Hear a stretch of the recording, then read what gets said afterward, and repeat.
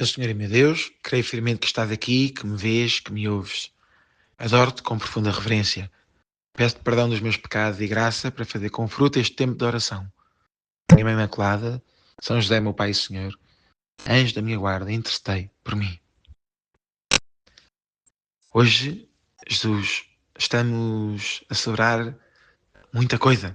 Celebramos a quinta-feira da Ascensão, 40 dias após a tua Páscoa da Ressurreição. Celebramos também, liturgicamente, a festa de São Matias, um dos apóstolos, aquele que substituiu Judas, o traidor. E ainda é, para muitos municípios em Portugal, um feriado pelo dia da espiga. Por tudo isto, temos muito tema de conversa, Jesus, para esta oração, para estes 10 minutos. Gostava de começar por sublinhar isto, Jesus. Tu sobes ao céu, mas não nos abandonas. Sim, tu prometeste, eu estarei sempre convosco todos os dias até ao fim dos tempos. E eu acredito em ti. Nós acreditamos em ti. É verdade que não te vemos como os apóstolos te viram. E talvez alguns amigos nossos, conhecidos nossos, pudessem dizer que seria mais fácil acreditar em ti se te vissem como os apóstolos te viram. Mas aí lembramos-nos daquelas tuas palavras: felizes os que acreditam sem terem visto. Somos nós, herdeiros do testemunho de tantos outros nestes 2000 anos de história da Igreja.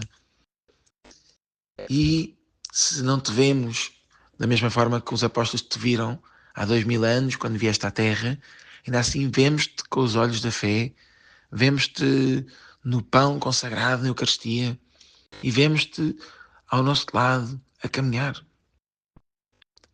Sim, Jesus, nós acreditamos que tu estás aqui, conosco, também agora, onde 2 ou 3 estiverem reunidos, tu estás no meio de nós. E nesta quinta-feira da Ascensão, queremos ainda lembrar que a tua subida ao céu era a condição para poderes do céu enviar o teu Espírito Santo.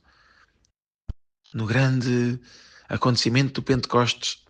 E como, pela ação do teu Espírito Santo, continuas a recordar-nos todas as coisas que nos ensinaste, continuas a santificar-nos, continuas a encorajar-nos para continuar a tua missão. Assim, Jesus, neste dia da tua ascensão, queremos olhar para o céu e lembrar a meta da nossa vida, e tu foste à nossa frente para preparar-nos um lugar, mas queremos também lembrar aquilo que os anjos disseram: homem da Galileia, porque estás por aí especado de olhar para o céu? Precisamos de olhar também para tanto que há para fazer à nossa volta aqui na Terra, abraçando a missão que tu nos confias. E isso leva-nos então a recordar esta eleição de São Matias. Vale a pena ler este trecho do livro dos Atos dos Apóstolos que relata a sua escolha. Naqueles dias estavam reunidas cerca de 120 pessoas. Pedro levantou-se no meio dos irmãos e disse: irmãos, era necessário que se cumprisse o que o Espírito Santo anunciou na Escritura, pela boca de David, a respeito de Judas, que foi o guia dos que prenderam Jesus. Na verdade, era um dos nossos e foi-lhe atribuída uma parte neste ministério.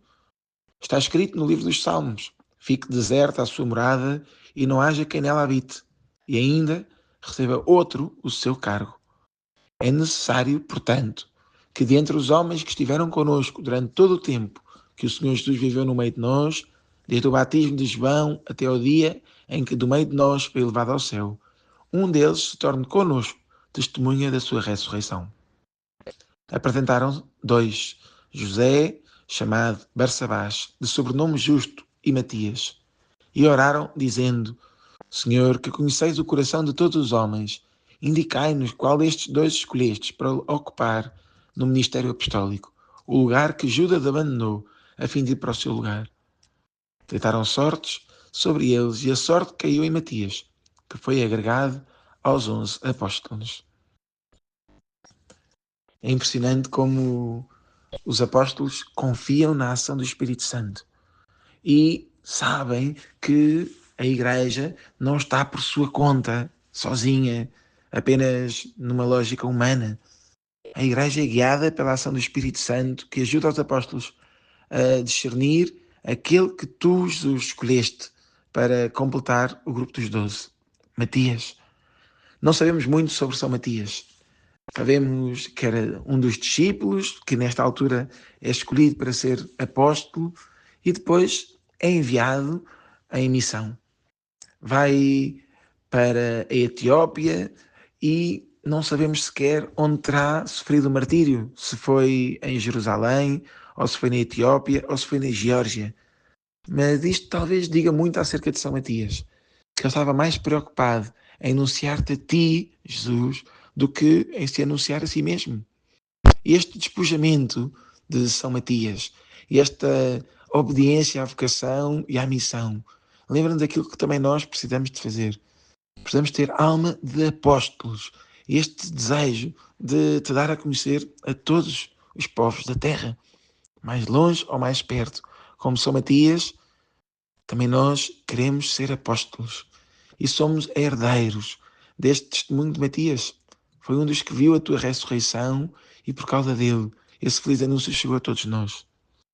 Por isso, Jesus, obrigado pelo testemunho de Matias, de São Matias. Obrigado pelo testemunho dos apóstolos. Obrigado pelo testemunho de tantos outros apóstolos que ao longo destes 2000 anos de história da Igreja tiveram o amor por ti e pela Igreja e por mim, por cada um de nós, a ponto de nos trazer esta feliz notícia da tua ressurreição, do teu amor. Isto leva-nos a festejar hoje também todos os outros dons que tu nos ofereces. Neste dia da espiga, que em Portugal celebramos sempre na quinta-feira da Ascensão e que até é feriado municipal em vários pontos do país, vem lembrar-nos esta tradição tão bonita de agradecermos os dons da terra, os dons das colheitas que tu, Senhor, nos dás. Em muitos lugares, hoje, as crianças e as famílias param para ir colher essas espigas. As espigas têm um significado profundo. O trigo representa a abundância, o pão e o sustento da família. Os malmequeres simbolizam a riqueza, o ouro e a prata. A oliveira, que representa a paz, a luz divina e a fertilidade. A papoila, que simboliza o amor, a vida. O alecrim, ou rosmaninho, que representa a saúde, a força e a resiliência. E a videira, que simboliza a alegria, a fertilidade. Todas estas espigas nos recordam tanto que nos é dado e que precisamos de te agradecer, Jesus. Mas recordam-nos também que se a terra dá boas colheitas, também nós somos chamados a dar muito fruto com a nossa vida. E por isso hoje quero recordar também um acontecimento destes últimos dias.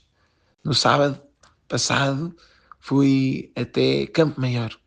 Fui visitar o mosteiro das Irmãs Concessionistas. Está lá a Irmã Matilde, que tive a graça de acompanhar durante vários anos em direção espiritual. E a Irmã Matilde, depois de anos de discernimento, enquanto estudava na faculdade, entre avanço e recuo, alguns meses também, decidiu entrar no mosteiro das Irmãs Concessionistas em Campo Maior, em setembro de 2024. Foi muito emocionante, na altura a despedida, e ao longo do último ano e meio preparou-se para este passo que deu no sábado. O passo da tomada do hábito. Nunca tinha participado numa celebração assim e é realmente emocionante e arrepiante.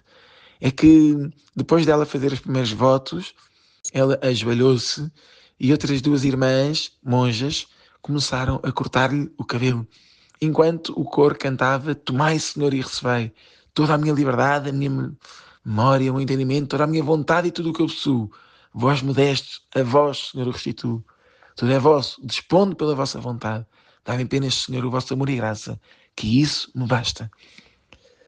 Enquanto lhe cortavam o cabelo, ela sorria, chorava de alegria e, naquele momento de entrega, depois tomou o hábito e ficou tão bonita. A irmã Matilde ganhou um novo nome. Matilde Maria, do Coração Sacerdotal de Jesus.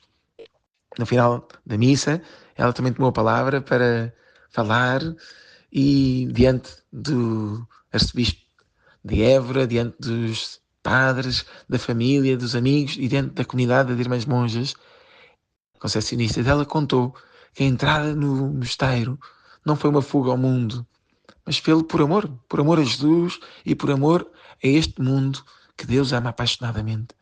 A sua vocação ao serviço de todos e ao serviço dos padres, dos sacerdotes, vem lembrar-nos que cada um de nós também é chamado a dar muito fruto com a sua vida, com a sua entrega e com a sua confiança em Deus.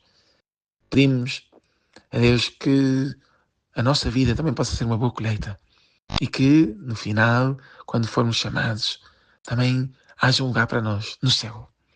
Dou-te graças, meu Deus, pelos bons propósitos, afetos e inspirações que me comunicaste nesta meditação. Peço-te ajuda para os pôr em prática. Minha Mãe Imaculada, São José, meu Pai e Senhor, meu anjo da guarda, intercedei por mim.